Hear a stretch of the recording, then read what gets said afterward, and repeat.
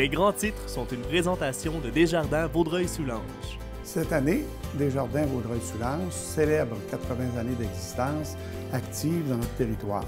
Nous sommes fiers de soutenir la coop C'est sur la télé qui, dans l'hebdo régional, donne les informations importantes de Vaudreuil-Soulanges. Bonne émission. En manchette cette semaine, le ministre de la Culture et de Communication annonce des investissements en culture dans la région.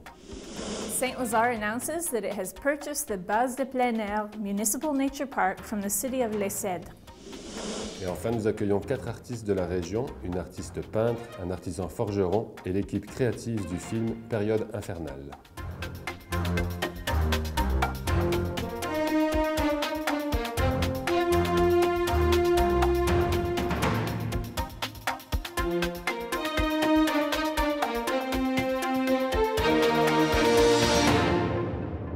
Bonjour et bienvenue à l'hebdo régional bilingue de Vaudreuil-Soulanges. Bonjour Carmen. Hi Willie, welcome to the weekly bilingual news broadcast for Vaudreuil-Soulanges.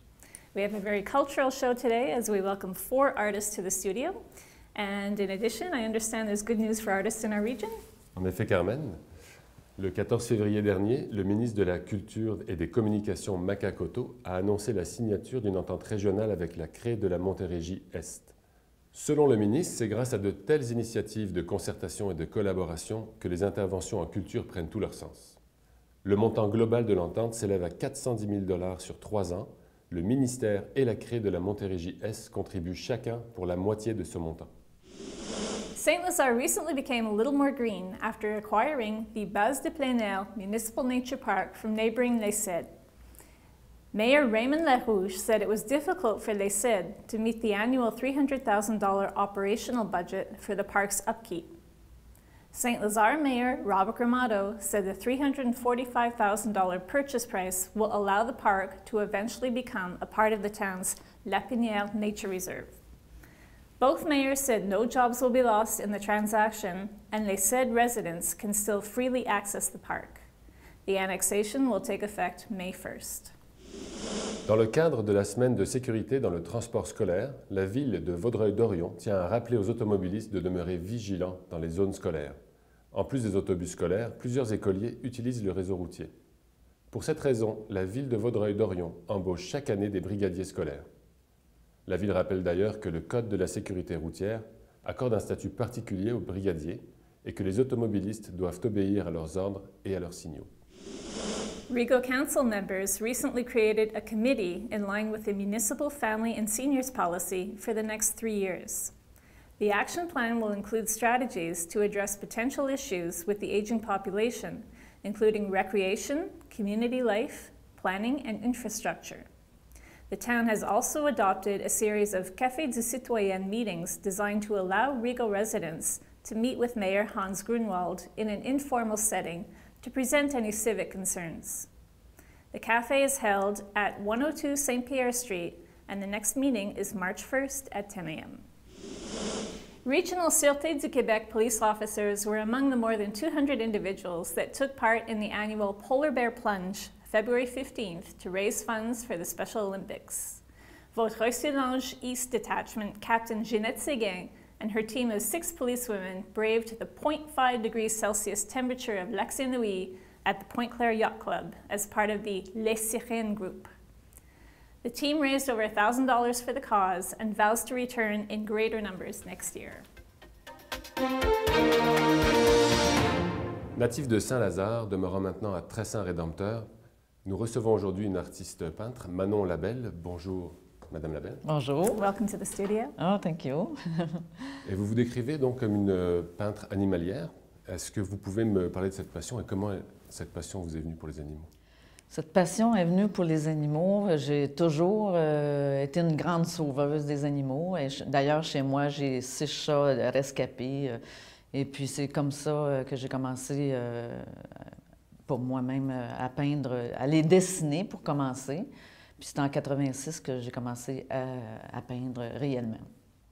Puis vous avez une technique bien particulière. Est-ce que vous pouvez me parler un peu de votre technique? Ma technique, c'est que Je commence toujours par les yeux quand je fais mon animal. Moi, il faut que je vois, mon animal me regarde. Puis quand j'ai réussi les yeux, mais là, ça va aller, le reste va bien aller. Je fais une technique, je travaille avec un pinceau en biseau ou en pointe fine. Et je fais tout le poil avec une certaine technique très détaillée. Puis le petit pinceau mince, c'est pour aller au bout du poil, aller mettre la lumière. Alors, ça donne une lumière au poil et la profondeur en même temps. Et puis, malgré que d'autres tableaux que je travaille à la spatule, c'est un autre genre de peinture, c'est que ça fait des fonds abstraits ou ça donne un style impressionniste, comme ici, vous pouvez voir. Ici, je fais couler la térébenthine ici, fait que ça fait des lumières ici. Et puis ici, mais c'est plus style impressionniste. C'est quand même du figuratif, puis avec un effet impressionniste ici qu'on peut voir. Et Madame Labelle, vous donnez des cours, vous l'avez dit. Quelles sont les qualités que vous voyez et que vous voulez développer chez un artiste? Les qualités, c'est la patience, bon, l'amour du métier, c'est sûr, là, j'adore. J'adore expliquer aux gens, leur donner des techniques. Même les plus débutants, j'ai des gens de différents niveaux. Même vous seriez surpris qu'est-ce que vous pourriez faire. Fait que des gens, des fois, ils disent que j'ai pas de talent, je suis même pas capable de faire un petit bonhomme allumette, mais avec des techniques, des trucs, c'est sûr que tout le monde est un artiste dans l'âme. Avec l'observation, ça, c'est une des qualités, l'observation. Mais ça se développe, c'est sûr que... Mais j'adore qu'est-ce que je fais. I've noticed that in the painting behind me, there's a little horse hidden within the horse's eye. Do you hide something in all your paintings? Not all my paintings. This one, it's a horse looking at another horse. I did an elephant, and the crack of the elephant. I did the sign of the peace and love, and people have to find the word love in the... Ah, okay. Ouais. Et vous disiez que vous exposiez à Hawkesbury en ce moment. Si on ne peut pas aller à Hawkesbury, où est-ce qu'on peut voir vos œuvres? Bien, le 8 mars, c'est la Journée de la femme. Je vous invite tous, d'ailleurs. Je vais être à la bibliothèque de Vaudreuil. C'est un projet que j'ai fait avec les femmes de la Passerelle. C'est des femmes qui ont besoin d'aide. Et j'ai fait un capteur de rêves. C'est une femme qui tient son capteur de rêves, ses rêves entre les mains. Il va y avoir un dévoilement à la bibliothèque de Vaudreuil lors du midi, le 8 mars. Puis je vais être avec mes élèves le 28 mars aussi avec mes élèves, tous les enfants là, et des adultes, à la bibliothèque de Saint-Lazare encore. Mais ça va être juste mon école à moi, avec mes élèves. Fait que ça donne la chance aux jeunes d'avoir l'expérience d'exposer, puis faire un vernissage, de connaître qu'est-ce que c'est de présenter son œuvre et de discuter avec les gens. Merci Madame Labelle d'être venue nous voir aujourd'hui. Ah ben, ça m'a fait plaisir. Thanks so much for joining us. OK, thank you. Bye-bye.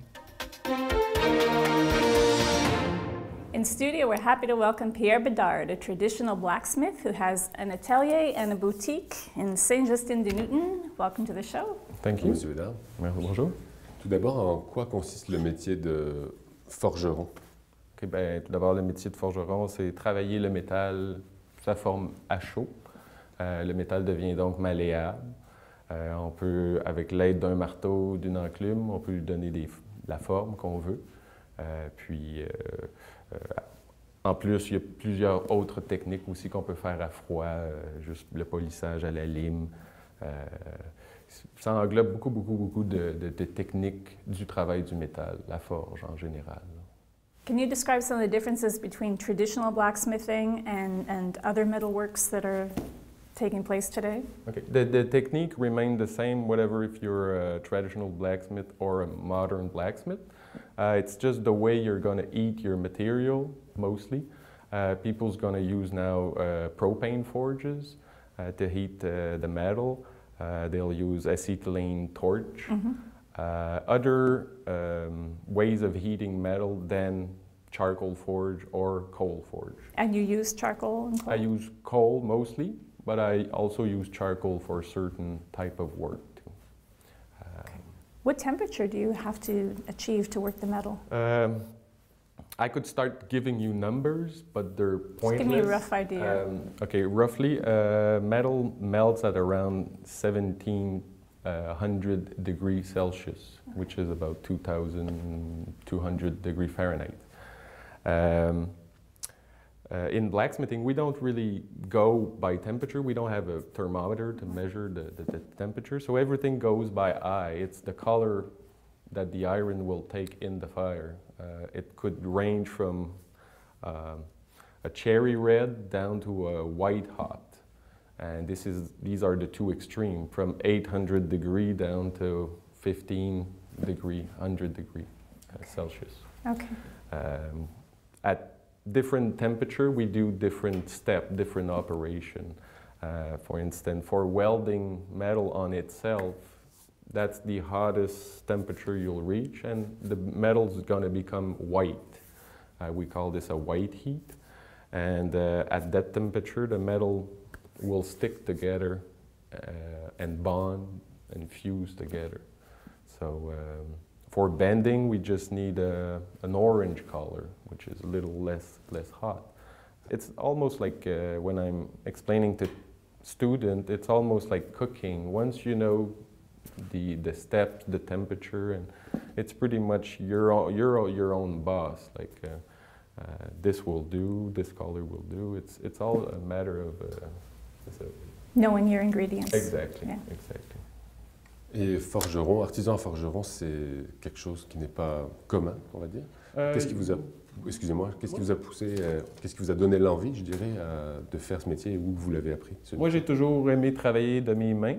Depuis que je suis petit, toujours quand je voyais des pièces qui étaient forgées à la main, j'avais l'œil pour les identifier. Puis, je ne sais pas, il se dégage quelque chose de ces pièces-là. Il y a il y a l'âme du forgeron qui est dans les pièces. C'est ça, travailler avec les mains. Le feu aussi, j'ai toujours adoré le feu. Fait que là, c'est vraiment, le feu est ton ami, tu travailles avec. Puis c'est ça, la patience aussi. Je suis un gars qui est assez patient, travaille fin. Fait que c'est quelque chose que tu rentres vraiment dans ta bulle. Puis moi, je trouve que c'est quasiment méditatif, la forge. Puis vous l'avez appris comme ça, sur le tas, ou vous avez suivi quelqu'un? Encore l'adage du forgeron, c'est en forgeant qu'on devient forgeron. Oh, ouais. Moi, quand j'ai voulu apprendre, j'ai cherché dans les environs ici quelques forgerons ou des gens qui peut-être pas le font professionnellement, mais font de la forge comme passe-temps. Puis pas vraiment personne voulait me le montrer. Les gens sont une autre génération, eux, ils l'ont appris à la dure. Ça prenait des années avant de savoir le petit secret, le petit truc pour faire telle opération. Tandis qu'aujourd'hui, avec l'Internet, ben, la documentation est là. La forge, c'était un sujet qui a été vraiment couvert beaucoup dans les livres. Mais la meilleure façon de l'apprendre, c'est de le lire, puis de l'essayer après. Là. Puis, c'est vraiment en l'essayant plusieurs fois que tu viens par... le geste devient automatique à un moment donné. Là. Tell me about some of the courses that you offer at your atelier. Okay, I offer private courses, so it's different with each student. Some, their interest in blacksmithing is different from others. Some are more interested in knife making, some would be more interested in decorative ironwork, some in hardware making. I just ask the student what exactly he'd like to learn about blacksmithing, and then I just base the course on that. It's days course. We do whatever the student want to do during the day. And then it's up to him to make his homework. So I show him basic techniques. And then at home he could practice those techniques. After a course, normally he can set up a little forge at his place. And then practice. When you're tired of practicing those basic techniques, you can call me back, and then we can switch to a little higher hand class, more refined techniques, and a little more advanced class. Okay. So I go like that. Some students come there's one actually that comes about 3 times a year. He's practicing almost full time. So by doing it more often, you learn faster. Is there a market demand for this type of product? It's more and more in demand. We're in a good time for blacksmithing now. Just so people are more tempted to, for instance, just here, it was not really in our favor the fashion of the day to have wrought iron stairway in the house. Normally wrought iron, it's always inside and outside in Quebec. But more often now, they start to put it more inside, so a ramp or indoor. Besides the smaller things, you're doing large-scale objects. Yeah, also, too. yeah, Okay. I couldn't bring a staircase No. here. Si on veut voir vos œuvres, est-ce que vous exposez dans la région? J'ai entendu que vous participiez au Seigneurial. Oui, au Seigneurial, fait que c'est ça, si les gens veulent voir là, au Seigneurial à chaque année, j'emmène quelques pièces comme ça, on peut voir, toucher. Il n'y a rien de vraiment fragile, fait qu'on peut lire. What's this? This one, it's called a Sugar Shack lock. It's typical in Quebec. It was the only building we really kind of keep locked because it was far from the house. Any tramp or bum could set up camp in the Sugar Shack and we'll never noticing it. And when he leaves, he can steal a few things from the Sugar Shack. So we kept normally this building locked with this kind of lock. Donc, ce serait cette clé qui l'ouvrirait. La clé est en forme de cœur qui rappelle la symbolique de l'érable. On retrouve souvent les cœurs en érable puis les choses comme ça. And what's the functionality of this? This one was calling the courting candle holder. Okay. It was used when the pretender for the daughter of the house would come just for a night. The father would get this candle holder, put it on the table, really visible, and he would raise or lower the candle upon what he's thinking about his future son-in-law.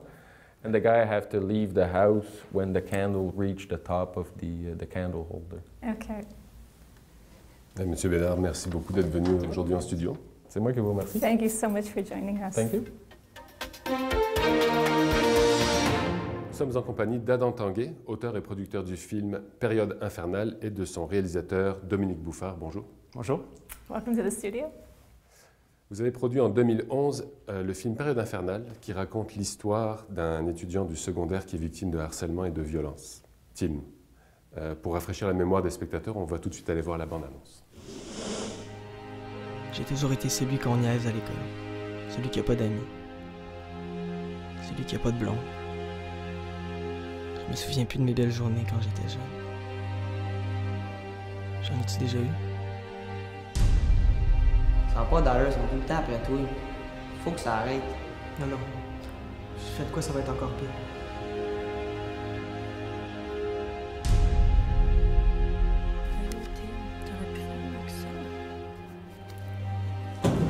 Lâche-moi, Simon.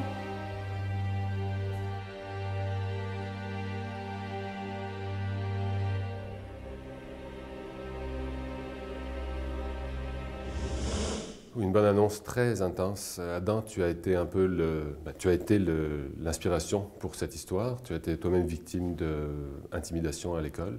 Et on peut dire que tu as fait beaucoup de chemin depuis cette époque. Oui. Ouais. Et donc, est-ce que tu peux nous raconter un peu comment l'aventure a commencé de cette production? Ben, en fait, je suis retourné à l'école, aux adultes. Puis disons que toutes mes émotions que j'avais eues quand j'étais victime d'intimidation, quand j'étais jeune à l'école, au primaire puis au secondaire, ben ça s'est tout comme ressorti. Puis comme pour la souffrance que j'avais, mais j'ai commencé à écrire un scénario. Puis après ça, j'ai rencontré Michel Dubé. C'est lui qui a pris le temps de m'écouter. J'ai un problème de langage. Fait que le monde ne me prend pas toujours au sérieux. Puis lui, il a pris le temps de m'écouter, puis il me dit « Oui, il faut t'aider à monter le projet avec moi. » Fait que là, depuis ce temps-là, on a travaillé ensemble. Puis après ça, on a rencontré Dominique. De là, après ça, on a trouvé les subventions, on a trouvé les fonds, puis on a fait le tournage. Puis c'était une belle expérience. What happened with the project since the premiere? Là, c'est Radio-Canada qui le distribue à travers le Canada. C'est le meilleur vendeur. Selon Radio-Canada, c'est le meilleur vendeur pour l'intimidation. Vous les comprenez aussi, parce que c'est un bon produit qu'on a. Je fais des conférences des écoles. Le monde, ils sont vraiment touchés, les jeunes. Là. On a souvent du monde qui pleure. Puis j'espère que le message est clair, que l'intimidation, c'est fini, là. C'est assez, là. C'est ça. Dominique, le film a été tourné entièrement dans la région. Dans quels endroits exactement? Oui, il a été tourné dans la région de Vaudreuil-Soulanges. En fait, il a été tourné une bonne partie à l'école secondaire La Cité des Jeunes et au Collège Bourget aussi. And I understand that most of the actors were young people with no acting experience. What are some of the challenges of working on a project like this? Oui, c'était tout un défi. En fait, c'était beaucoup des bénévoles qui ont participé au projet. Il faut comprendre qu'on avait un très petit budget pour faire la production du premier film. On a fait un petit miracle, je pense, en faisant cette production-là. Un des défis, c'est ça, c'était au niveau des acteurs qui avaient peu ou pas d'expérience au cinéma. Donc, c'était beaucoup l'encadrement. On avait quand même 2 directeurs artistiques qui nous ont aidés au niveau des émotions, au niveau du jeu. Mais finalement, je pense que le résultat était là. On a travaillé avec eux, puis ça a fait... c'est crédible au niveau du jeu. Et le film est lancé maintenant, est bien lancé. Et la suite du projet? Bien, pour la suite du projet, on essaie maintenant de refaire l'expérience, mais en anglais. Il faut comprendre aussi, le film est meilleur vendeur au contenu éducatif de Radio-Canada. Donc, je pense que ça a son impact partout au Canada. Mais vraiment, au moment de la production, la synergie qui s'est passée là, puis la cohésion qu'il y a eu entre les membres, les artisans, les acteurs, les bénévoles, c'est vraiment là que ça s'est passé aussi. Ça a fait beaucoup de bruit. On a été couvert par les médias aussi. Et on avait une page Facebook, sur les réseaux sociaux, on en parlait, on diffusait tout le temps des petits topos sur les journées de tournage qu'on était en train de faire. Vraiment, ça a uni les gens de partout au Québec. Donc, c'est ce qu'on veut répéter maintenant en anglais. How much money do you need to raise to get the English project off the ground? That's a big question. La première fois, on a travaillé avec un budget de un peu plus de 30 000 Comme je disais tantôt, c'était vraiment un petit miracle qu'on a fait pour faire un film de 48 minutes avec une trentaine de milliers de dollars. Cette fois-ci, on espère aller chercher 125 000 pour pouvoir aller chercher des techniciens aussi, des techniciens en cinéma qui sont compétents. La première fois, c'était tous des bénévoles, donc on était 2 qui roulaient, qui travaillaient sur la production, qui avaient de l'expérience. Il y avait moi et il y avait mon directeur photo. Donc, si on prend par exemple un perchiste, un gars de son, bien, il fallait tout le temps être en arrière et coacher le gars de son. On avait besoin d'un assistant de la réalisation. On courait un petit peu partout. On a porté plusieurs chapeaux. Cette fois-ci, on aimerait encore amener la qualité de la production à un autre niveau. Donc, être en mesure d'embaucher du personnel compétent, des techniciens compétents sur la production. D'ailleurs, à ce sujet, la productrice de l'émission tient à vous faire savoir que vous avez le soutien inconditionnel de C'est sur la télé pour la suite du projet. Oui, en fait, C'est sur la télé. On a soutenu le projet lors du premier, Période infernale, donc on est bien heureux de les avoir encore comme partenaires pour Unspoken Cruelty. Donc, si on veut voir votre film, comment on s'y prend? Vous allez sur le site Internet de Période infernale et vous pouvez commander pour les particuliers sur le site. Ou sinon, pour les écoles, c'est par Radio-Canada. And for people who want to take part in the English project, what can they do to help? Well, now because we're really at the beginning of the project, they can contact me directly through my email displayed at the bottom of the screen. And a website is not ready yet. Merci à vous 2 d'être venus en studio et bonne chance pour la suite. Merci. Thank you for joining us. Thank you. Le Cercle des conteurs du Haut-Saint-Laurent vous convie à sa soirée spéciale 10e anniversaire sous le thème « Une fée m'a raconté », animée par la conteuse Sylvie Bello au musée régional de Vaudreuil-Soulanges vendredi le 21 mars à 20h. An art class featuring professional live models is being offered beginning February 19th at Hudson's Community Center. There's a $10 fee for each session. For more information or to register, contact the organizers. Vous êtes un entrepreneur ou un acteur dans le domaine de l'économie sociale et vous voudriez mieux comprendre comment faire plus d'argent pour redistribuer plus de richesses? La Craie de la vallée du Haut-Saint-Laurent vous invite à un déjeuner d'affaires participatif sur le thème de l'argent en économie sociale. Ce sera l'occasion de réseauter et d'en apprendre davantage sur les revenus d'affaires à travers le témoignage de M. Régent Sauvé de la coop C'est sûr. Ce déjeuner se tiendra le 27 février de 8h à 10h au manoir Diouville à Châteauguay. Le service d'intégration des immigrants de réseau Emploi Entrepreneurship invite les nouveaux arrivants à une soirée d'information gratuite ayant pour thème « Ce que vous devez savoir sur les impôts ».